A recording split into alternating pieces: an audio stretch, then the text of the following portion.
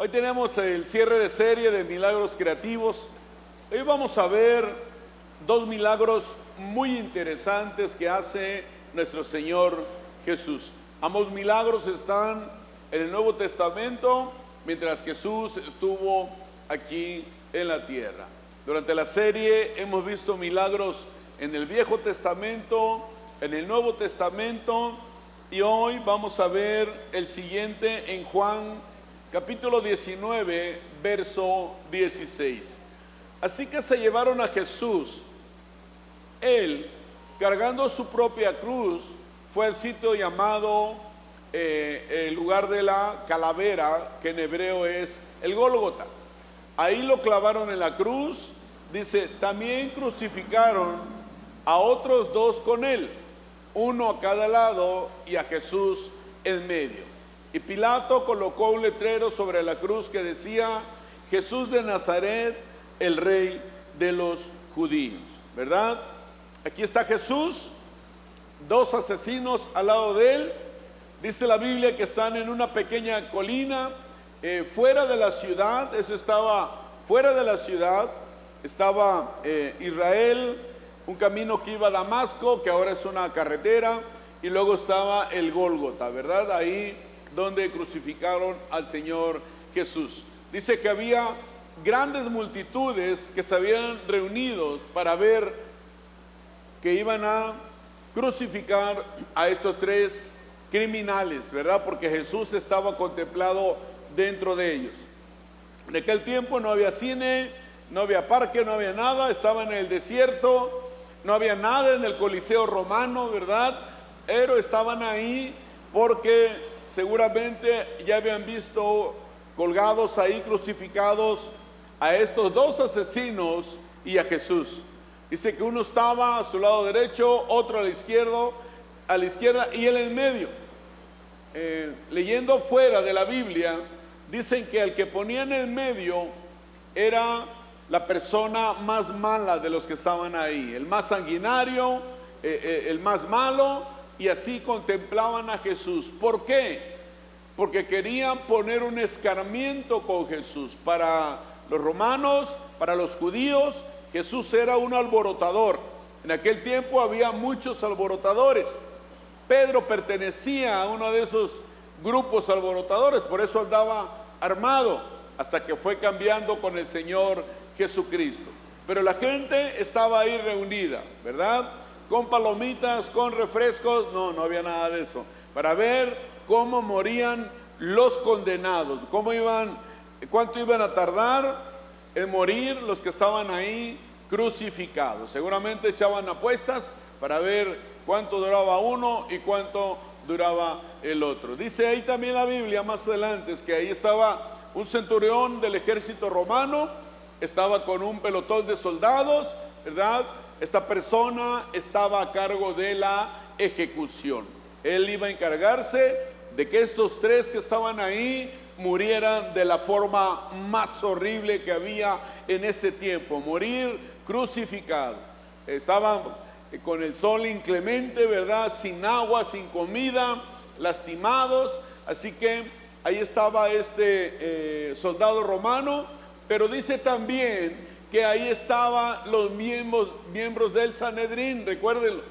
Estaban ahí los escribas, estaban ahí los fariseos, estaba ahí el sumo sacerdote, que sentían que Jesús les vino a tumbar el negocio de lo que ellos tenían ahí, porque todo les importaba a ellos menos el alma de la gente que estaba ahí. Hemos visto milagros que Jesús vino a hacer a la tierra cuando a ellos les tocaba orar por esas personas, pedirle a Dios que Dios hiciera un milagro. Pero para ellos lo más importante era todo lo demás menos ayudar a la gente. Por eso Dios envía a Jesús. Y ahí está Jesús, ¿verdad?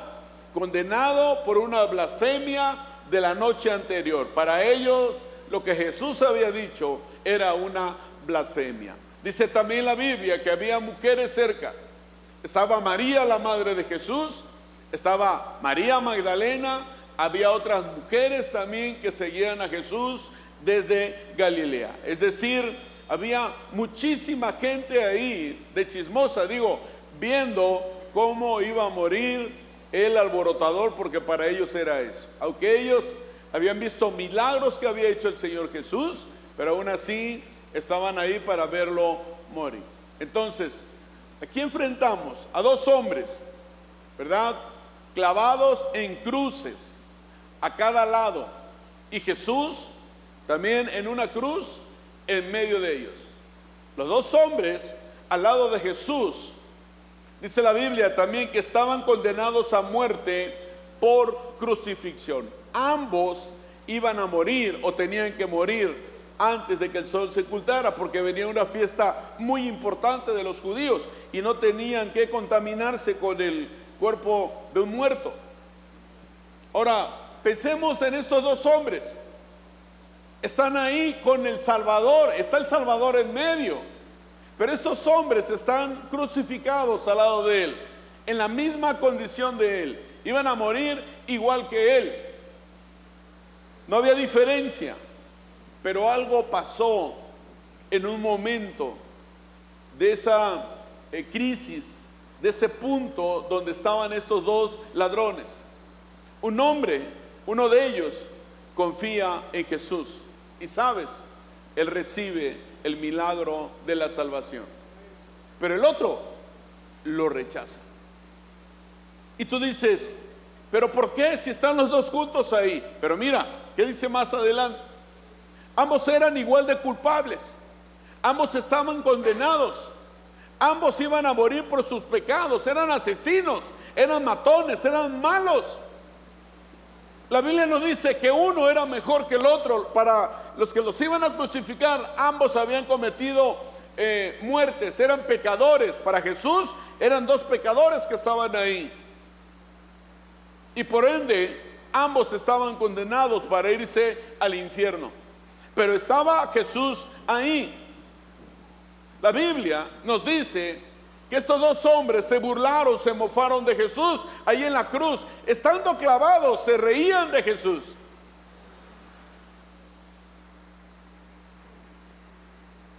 Eso lo hicieron en la mañana.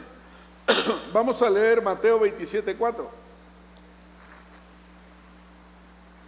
Dice, lo mismo le injuriaban también los ladrones que estaban crucificados con él.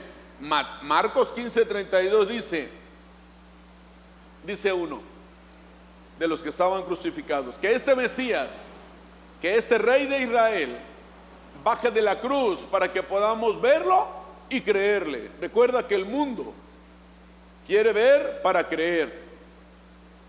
Este hombre que estaba ahí quería ver que Jesús se bajara para poder creer en él y seguirlo, como seguramente habían escuchado de Jesús, de todo lo que hacía y de lo que decían.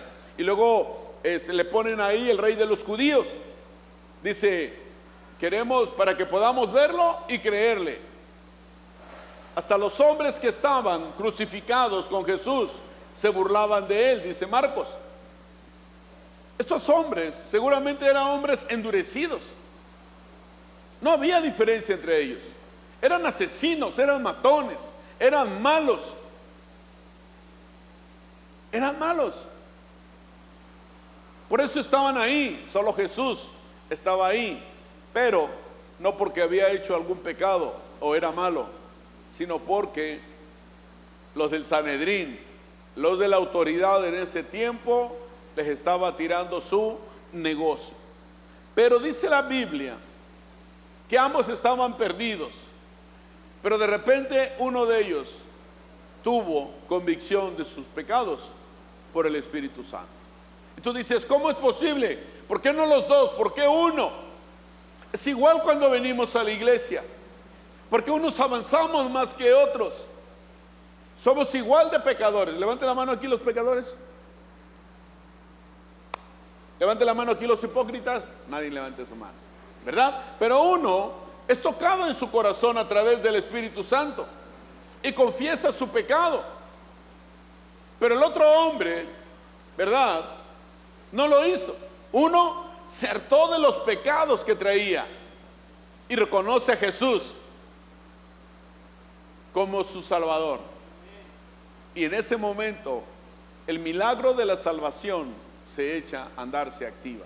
El otro continúa igual, no se arrepintió ni nada. Y en Lucas 23 dice, pero el otro criminal protestó. Imagínate cómo estaba. Y sabes, hay veces que estamos en una situación como este criminal, agobiados, atorados, con muchos problemas, con muchas situaciones, y muchas veces no buscamos a Jesús con nuestra oración, a través de nuestra oración, a través de la Biblia. Hacemos cambios, pero solamente por cambiar, pero realmente no buscamos a Jesús y preferimos cargar nuestros problemas. Jesús dijo, vengan a mí los que estén cansados y cargados, y yo los haré descansar. Imagínate el otro que cree en Jesús. Y el otro estaba ahí, dice, pero el otro criminal protestó, ni siquiera temes a Dios ahora que estás condenado a muerte, le dice uno de ellos. Nosotros, le dice, merecemos morir por nuestros crímenes. O sea que eran matones, por nuestros crímenes. Dice, pero este hombre no ha hecho nada malo. Imagínate decir eso delante del Sanedrín, delante de los fariseos, los estudiosos en teoría de la ley, pero que ni la aplicaban, para que él dijera eso delante del romano, ¿verdad? De los romanos, de la gente que estaba ahí, pero delante del Sanedrín. Dice, este hombre no ha hecho nada malo. Pero sabemos que Jesús fue a la cruz no porque haya pecado, sino porque llevó nuestros pecados con él. Vamos a darle fuerte el aplauso a Jesús. Eso él lo hizo por nosotros, así como nosotros. ¿Qué hizo que estaba crucificado con él? ¿Qué hizo para haber merecido el milagro de salvación? No hizo absolutamente nada. El otro no tenía que hacer absolutamente nada más que creer en Jesús. Pero luego le dice en el verso 42, cómo cambia radicalmente el futuro de este hombre que está ahí con Jesús. Cómo puede cambiar radicalmente nuestra vida al conocer de Jesús. Porque Jesús vino a hacernos libres. Y Jesús vino a decirnos que conocerás la verdad, y la verdad te hará completamente libre. Este hombre conoce ahí a Jesús. Y dice, este hombre ahí crucificado, iba a morir en ese día. Y le dice, Jesús, acuérdate de mí cuando vengas en tu reino. ¿Qué llevó a este hombre a decirle eso a Jesús? Él está viendo a Jesús crucificado. Pero el Jesús crucificado no hace milagros.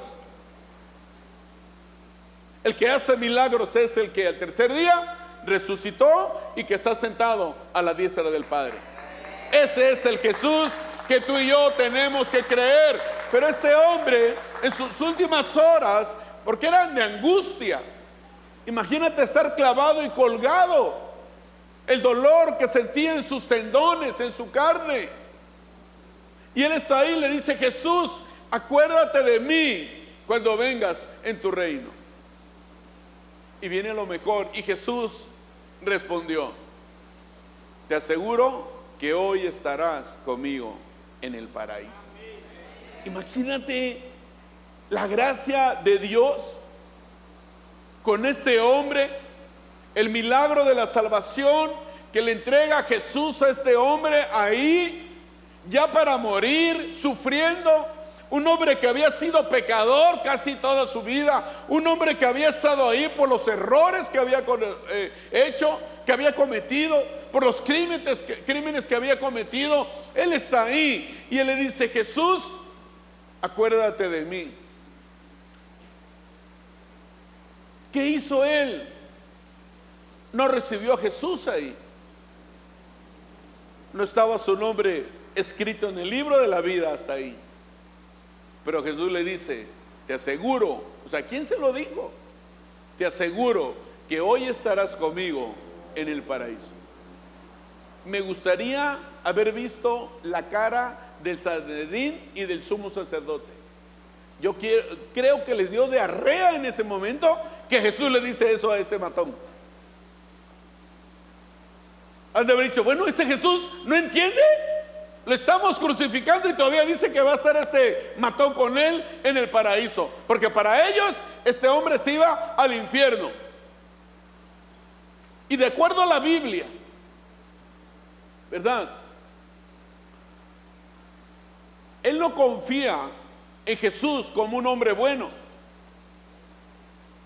sino él confía en Jesús como un pecador, porque él era un pecador.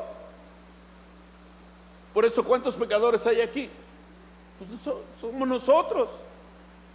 O sea, somos nosotros los que tenemos que buscar a Jesús.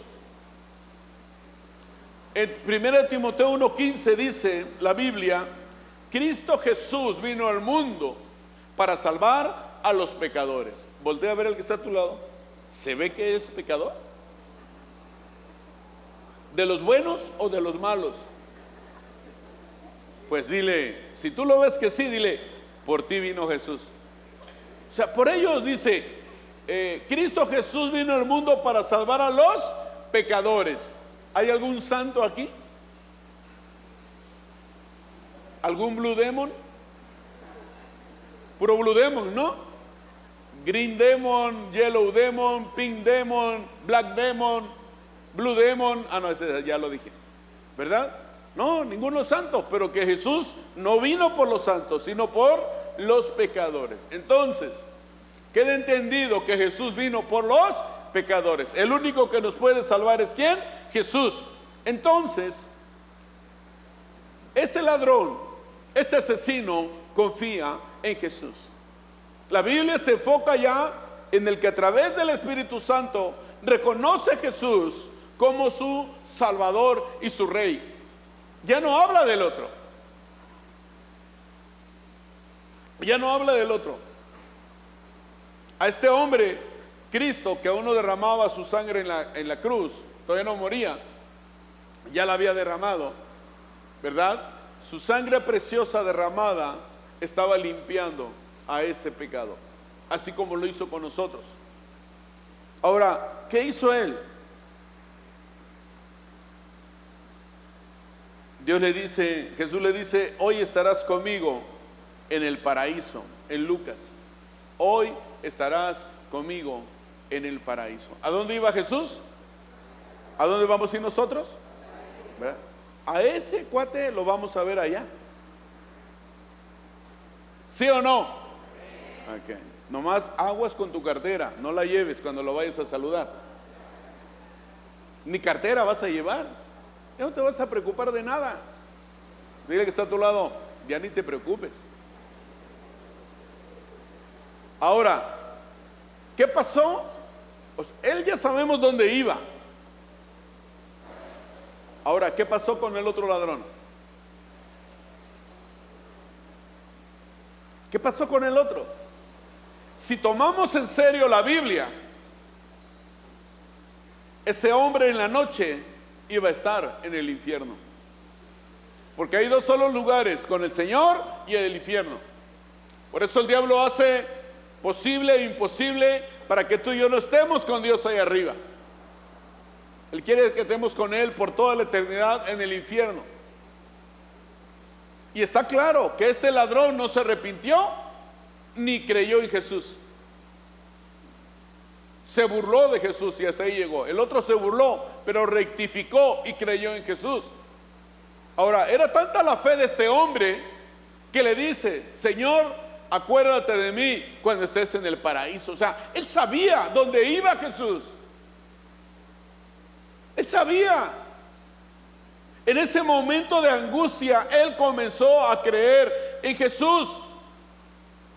El otro ladrón tuvo la última oportunidad de ser salvo, pero no quiso. No quiso hacerlo. No le costaba absolutamente en nada más que creer en Jesús.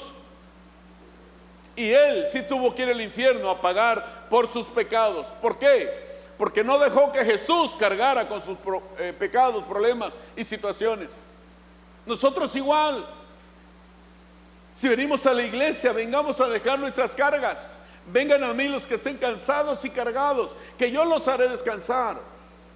Pero sabes, el orgullo de este hombre fue más grande que pensar en su salvación, que en creer en un Jesús que era Dios y vino a la tierra para salvarnos del pecado. Le costó más no reconocer los pecados y que necesitaba un Salvador que creer simplemente en Jesús. ¿Por qué? Porque Él es el único que puede perdonar nuestros pecados. Nadie más en la tierra. Nadie más que Jesús, porque lo dice la Biblia. ¿Cuántos creemos en Jesús? Ok. Jeremías 17:7. ¿Qué dice ahí? ¿Pero qué? ¿Malditos? No, ¿qué dice?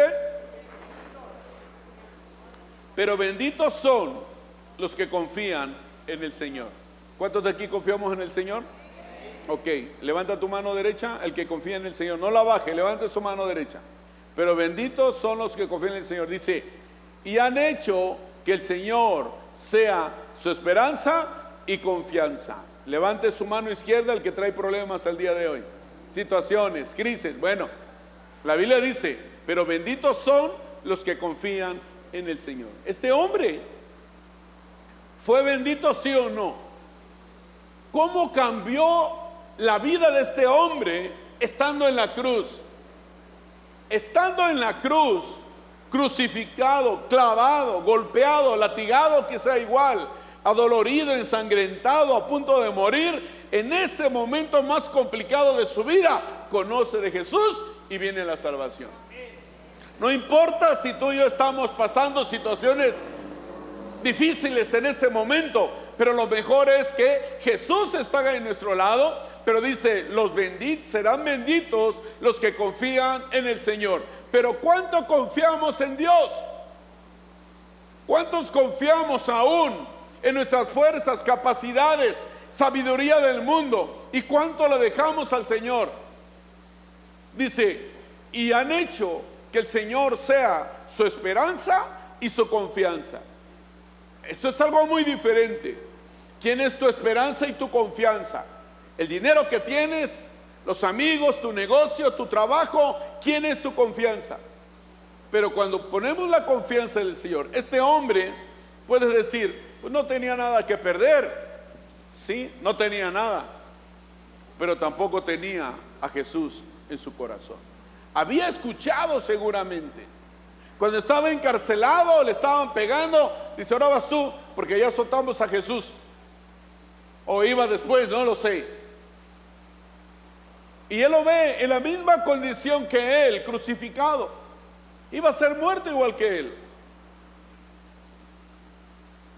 Pero hay una gran diferencia, iglesia, cuando confiamos en Dios con todo nuestro ser para ver los milagros en nuestras vidas. Si no es así, no vamos a ver milagros en nuestra vida. Tenemos que creer en Él con todo nuestro ser. Y no importa lo que diga el mundo, no importa lo que digan los análisis, no importa lo que digan, que tu matrimonio está tronado, derrumbado, quemado, no importa si te dicen que tus hijos se han ido de casa, eso no importa. Porque para eso vino Jesús a la tierra. Y es muy diferente cuando nosotros confiamos en el mundo.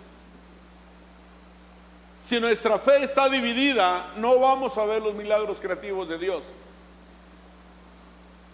Dios puede levantar nuestro matrimonio.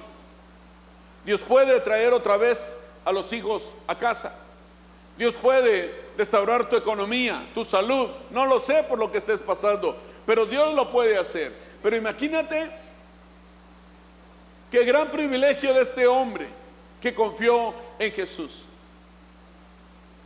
Ahora yo te pregunto, ¿nuestra fe es más grande que este asesino? Porque su fe era más grande que el tamaño de un grano de mostaza. Aunque murió, pero en cuanto murió, directamente se fue al cielo. Este hombre que pasó horas solamente con Jesús, pero primero se burló de él, después creyó en él y cambió su vida por toda la eternidad. El otro hombre no lo reconoció Él quería primero ver para creer. No reconoció la grandeza de Jesús. No reconoció que solo Jesús podía lavar sus pecados. No reconoció a Jesús como su Salvador. ¿Quién queremos ser? Pregúntale al que está a tu lado y dile, ¿quién quiere ser?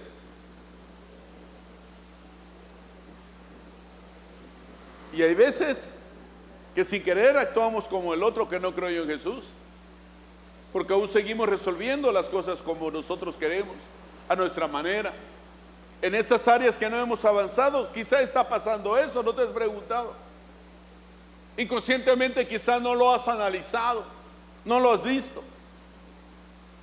Pero yo sé que todos queremos ver los milagros, pero tenemos que tener la fe que mueve montañas. Segundo ejemplo de milagro creativo. Juan 6, 1 al 13. Jesús alimenta a más de 5,000 personas.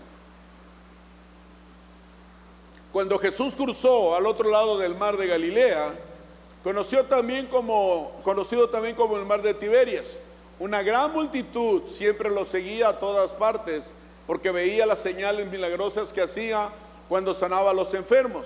Entonces Jesús subió a una colina, se sentó ahí rodeado de sus discípulos, y era casi, dice, el tiempo de la celebración de la Pascua judía. Enseguida Jesús vio, dice, una gran multitud que venía a su encuentro. Dirigiéndose a Felipe, preguntó, ¿dónde podemos comprar pan para alimentar a toda esta gente? Lo estaba poniendo a prueba porque Jesús sabía lo que iba a hacer. Felipe contestó, aunque trabajáramos meses enteros, no tendríamos el dinero suficiente para alimentar a toda esta gente. Entonces habló Andrés, el hermano de Simón Pedro, dice, aquí hay un muchachito que tiene 5 panes de cebada y 2 pescados. No eran de trigo, eran de cebada, ¿verdad? Lo más corrientito. Dice, pero haz de cuenta que era pan de tlacolula. ¿Verdad? Pero dice, ¿de qué sirve ante esta enorme multitud? Jesús dijo, díganle a todos que se sienten. Así que todos se sentaron sobre la hierba, en las laderas, ¿verdad? Dice, solo contando los hombres sumaban alrededor de 5,000. Solo los hombres, aparte las mujeres, aparte los niños y aparte los metiches, porque también comían. Y dice, luego Jesús tomó los panes, dio gracias a Dios, lo distribuyó entre la gente, después hizo lo mismo con los pescados y todos comieron cuanto quisieron. Una vez que quedaron satisfechos, Jesús les dijo a sus discípulos, ahora junten lo que sobró para que no se desperdicie nada. Entonces ellos juntaron las sobras y llenaron 12 canastas con los restos que la multitud había dejado después de comer y de los 5 panes de cebada.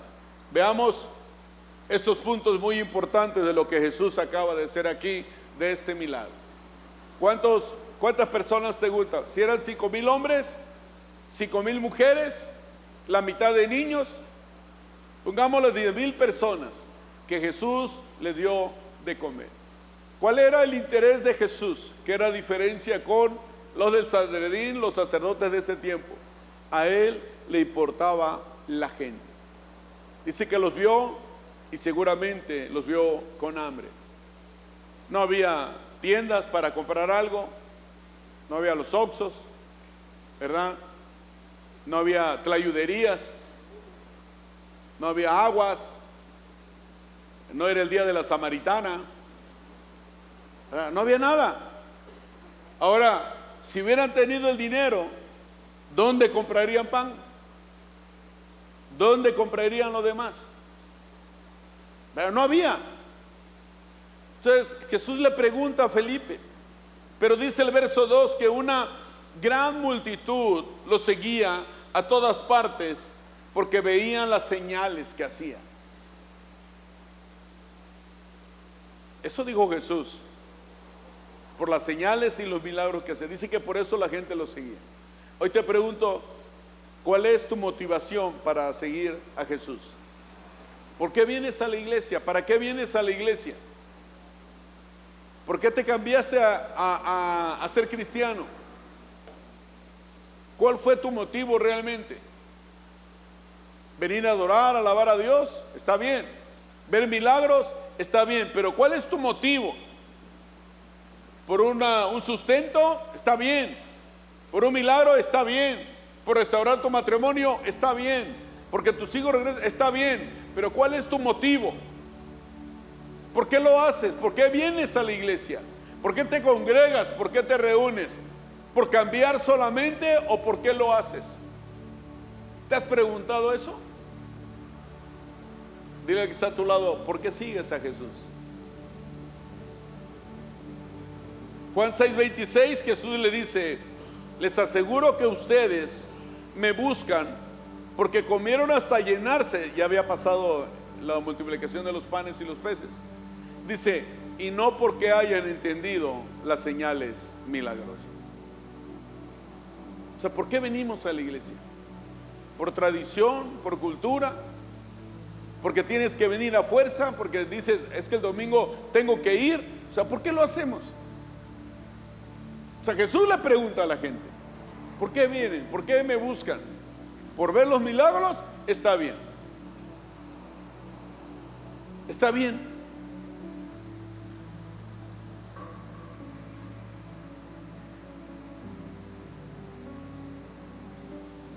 ¿Está mal esperar un milagro? No. ¿Una provisión, un sustento? No. Pero sí está mal que ese sea nuestro único propósito de acercarnos a Dios, para venir a recibir algo a cambio. Eso es lo que no está bien. ¿A qué venimos a la iglesia? A adorarle. ¿Todos le adoramos? ¿Verdad? Levantar nuestras manos.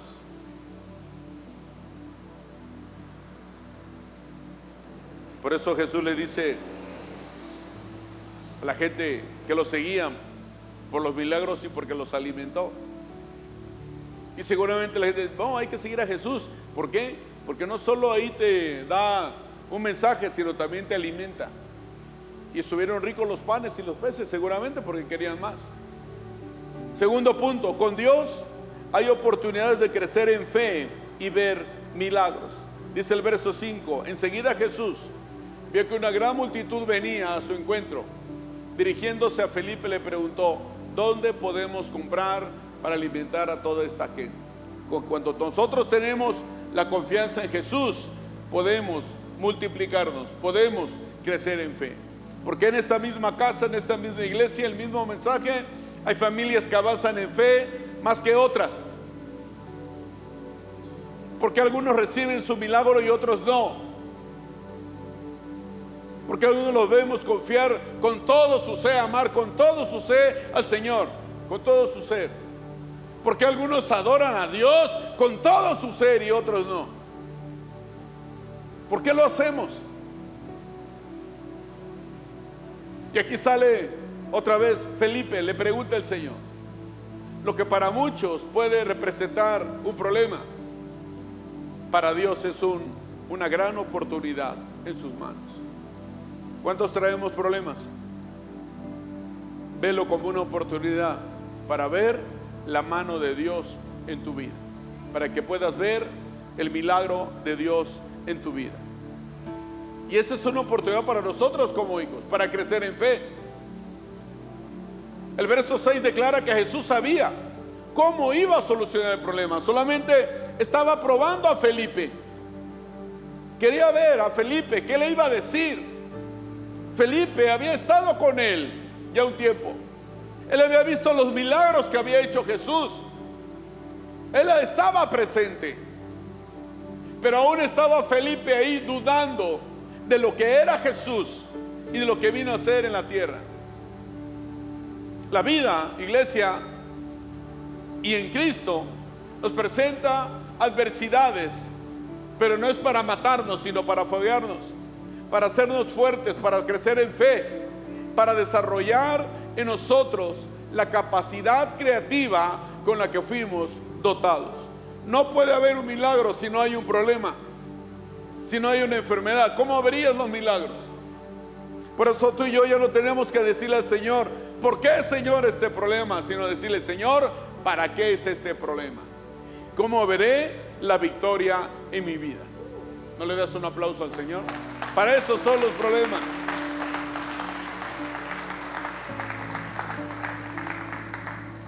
Ahora, Romanos 8:28. ¿Cuántos de aquí aman a Dios? Levante su mano.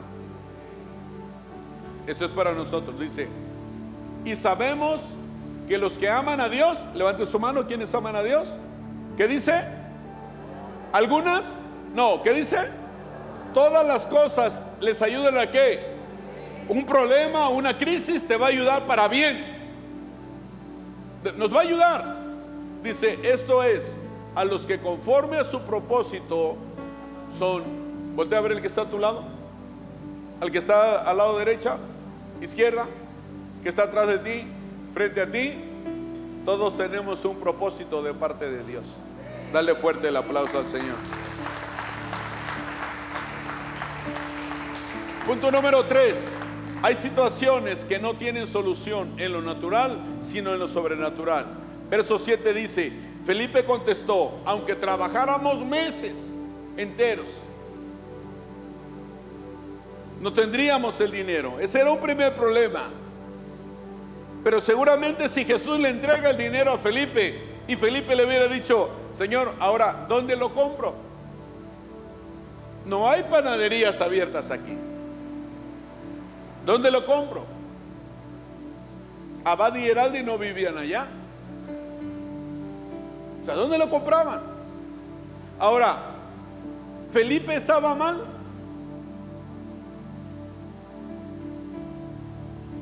Levante la mano quien dice que Felipe estaba mal. ¿Nadie? No le saquen, allá lo van a ver. No, no estaba mal. ¿Estaba en lo correcto? Sí. ¿Por qué? Porque Felipe era analítico. Dice, pues ¿de dónde? Ve que tanta gente eran, si nada más eran 5,000 hombres. Imagínate que los hombres hubieran sido oaxaqueños.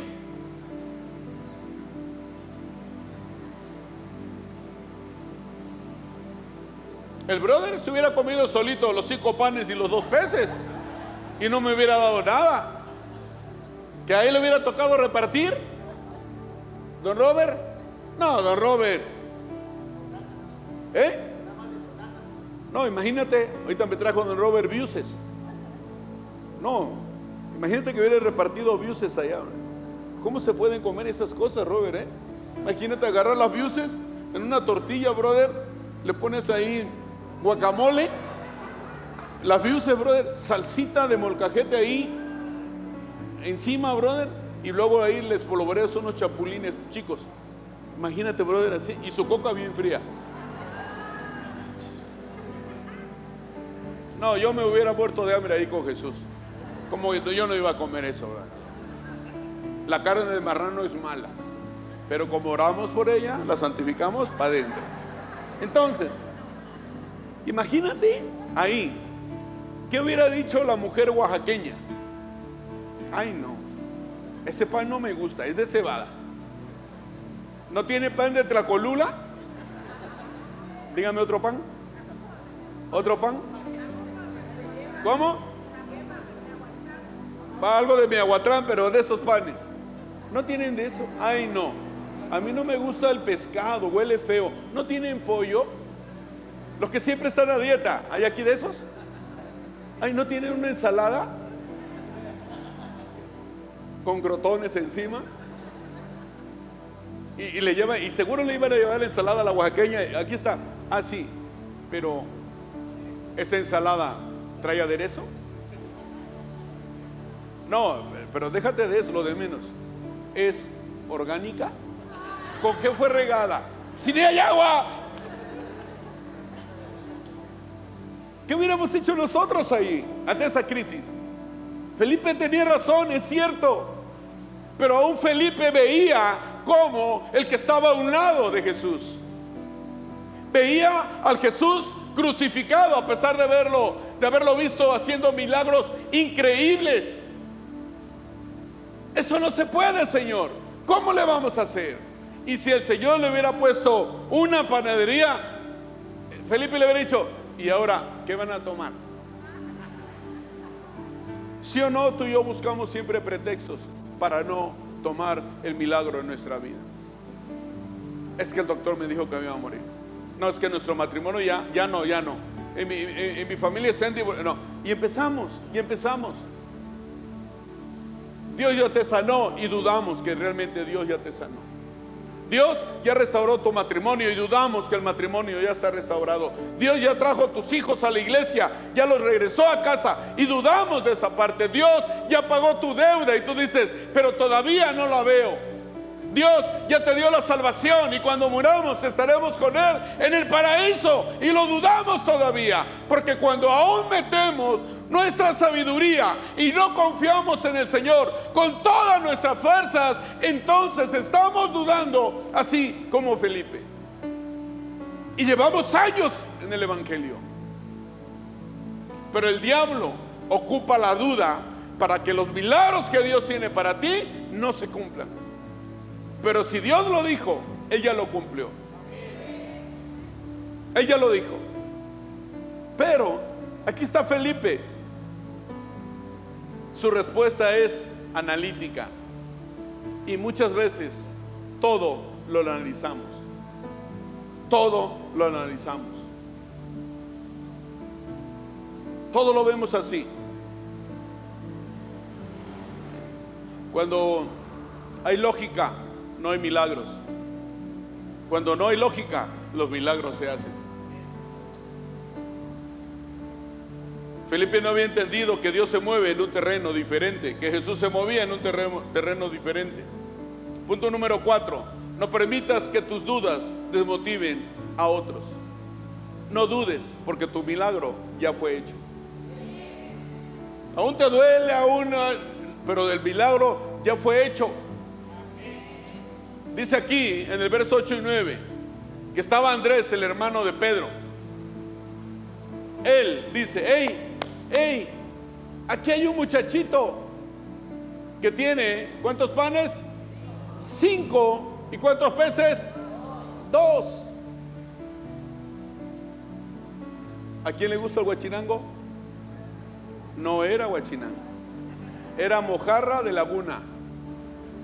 Ay, no, esa sabe a tierra, pero con hambre. Y esa es la que más me gusta a mí. El guachinango le gusta a mi esposa, a mí la mojarra. ¿Verdad? Pero ahí está Andrés, otro hombre, discípulo de Jesús, que a pesar de lo que había escuchado de Felipe, él no permitió que la duda de Felipe desmotivara a él. Porque ¿qué le hubiera contestado tú? Andrés, ¿qué estás loco, Andrés? ¿De cuál fumaste? ¿Qué no estás viendo que solamente son 5 panes y de cebada? ¿Cuántos pescados? 2. Pero eso no lo desmotivó. Quizá la gente te diga, no puedes, no, tu milagro no se va a llevar a cabo, tu milagro nunca va a llegar, tu matrimonio siempre va a estar así, tus hijos jamás van a buscar al Señor. No, Andrés no se dejó llevar, ¿verdad?, por lo que decían. Andrés era uno de los 4 discípulos íntimos del maestro, a diferencia de Felipe, que era todo matemático. Ya se saben ese cuento de Felipe. Es el diablo con 3 mexicanos y llegan con él, ¿verdad?, al infierno, y le dice, bueno, porque le decía que ellos tenían que estar en el cielo y no ahí. Dice, no, por sus pecados y lo que hicieron aquí. Dice, pero les doy una oportunidad. Si yo les adivino, si no les adivino su nombre, pero me tienen que decir la primera letra de su nombre, si no la adivino, se van al cielo. Entonces empieza con el primero y le dice con qué iniciaba y pum, la adivina, al infierno. Va el segundo, la adivina y al infierno. El tercero, ¿verdad?, le dice, ¿cómo inicia tu nombre? Con J. Y le dice, Javier, no. José, no. Jeremías, no. Jesúso, no. ¿Hay Jesúso? Jesús, bueno. Jesús, no. Jorobado, no apodo, nombre. Ok. Y le dice el montonal, pero eran solamente 3 oportunidades para el diablo de decirle su nombre. Dice, perdiste, me voy al cielo. Dice, bueno, antes que te vayas, ¿cómo te llamas? Pues, ¿cuál es tu nombre? Me llamo Felipe. ¿Hay Felipes aquí? ¿Dónde está Felipe? Aquí estaba Felipe en la mañana, pero ya saben, para escaparte del diablo, dile que te llamas Felipe. Entonces, dice que estaban ahí y él no se dejó que su fe no menguara. 5 puntos. Da gracias a Dios por lo que tienes. Luego Jesús tomó los panes, dio gracias a Dios y los distribuyó entre la gente. Después hizo lo mismo con los pescados y todos comieron, dice ahí, cuanto quisieron. Cuanto quisieron. Y dice que sobraron, ¿cuántas canastas? 12 canastas de pan. Yo me pregunto, si en lugar de israelitas hubieran sido los oaxaqueños, ¿ustedes creen que hubieran sobrado 12 cestas de pan? No, porque hubieran sacado su bolsita para llevar. Pero imagínate si no estaban hambrientos la gente que estaba ahí. No había como nosotros que te puedes parar a comprar un sándwich frío y todo feo, pero al menos puedes comprártelo. O una fondita, una tlayudería, no lo sé. No había eso. Imagínate Jesús, lo que tenemos nosotros. Por eso tenemos que dar gracias a Dios por todo lo que nos da. Porque cuando tú lo usas, no se multiplica. Pero Jesús, cuando tú le entregas lo tuyo a Jesús, los panes y los peces, Jesús da gracias por ellos y se multiplican tanto que todos comieron hasta saciarse, y dice, y todavía sobraron 12 cestas de pan. El pescado sí se lo acabaron, pero el pan no. Imagínate lo que Dios hace con lo de nosotros. Da gracias a Dios por todo lo que tienes. ¿Por qué? Porque el Señor Jesús hizo ahí el milagro de la multiplicación. El Señor Jesús hizo el milagro de que no veas lo natural, sino lo sobrenatural. El Señor Jesús enseñó a sus discípulos que cuando le entregamos a Él todo, Él lo multiplica al 100 por 1. Este tiempo anuncian, ¿verdad?, los que nos gusta lo de economía y todo ese rollo, que viene un año muy complicado y muy difícil. Pero sabes, ya íbamos a iniciar con la instalación de luz, que necesitamos ya una muy buena instalación, y ahora vale casi 700,000 pesos todo. Y luego vamos a comprar 6 equipos de aire lavado para que nuestro aire esté fresco. Porque si ahorita hace calor, imagínense en mayo o el otro mes. Y le digo, Señor, ¿qué hago? ¿Me espero?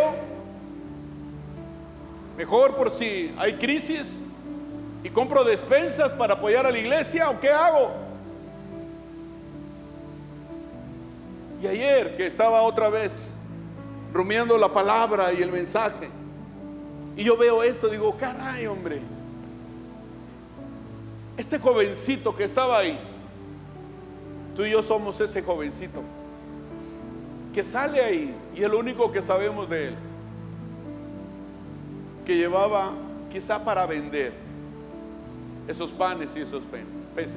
Imagínate que su mamá fuera oaxaqueña y que le dijo, ¿cuánto vendiste? No, nada, me los pidió un tal Jesús que no sé qué. ¿Cómo? Y le hubiera dado duro.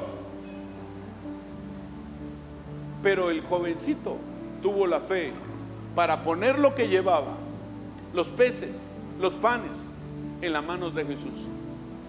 Y Jesús los multiplicó. Y le digo, Señor, ¿por qué no lo voy a hacer yo?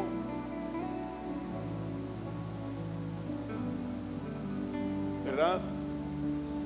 Nosotros que diezmamos o que damos ofrenda, lo que entregamos a la casa del Señor, Él lo multiplica al 30, al 60 y al 100 por 1.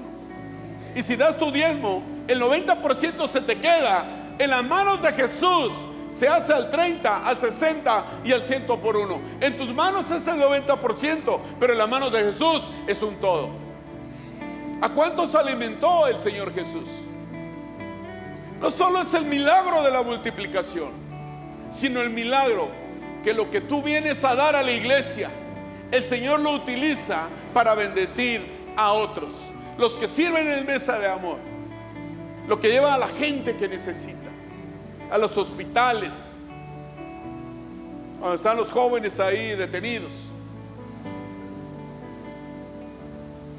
a la gente que anda en la calle, lo que dan, bendice a ellos. Los que sirven en la iglesia, para que tú llegues y las sillas estén acomodadas, los ventiladores, tu carro está alguien echándole ojo allá. O sea, lo que damos al Señor, Él lo multiplica al 100 por uno. Ese es otro milagro que el Señor hizo. Y hay muchos más. Me quedé como con unos 40 más entre el Nuevo y el Viejo Testamento, pero hay más. Pero escogí los que vimos, porque sé que eso a cada uno nos va a llevar a fe. Pongámonos de pie, por favor. Y el día de hoy, pasen los pastores con aceite, por favor. Sé que traemos situaciones. ¿Cuántos de nosotros estamos esperando un milagro? Este día es para nosotros. Quizás también algún familiar tuyo o amigo esté enfermo. Pasa por él para que el milagro llegue donde él está. Es que no conoce de Jesús.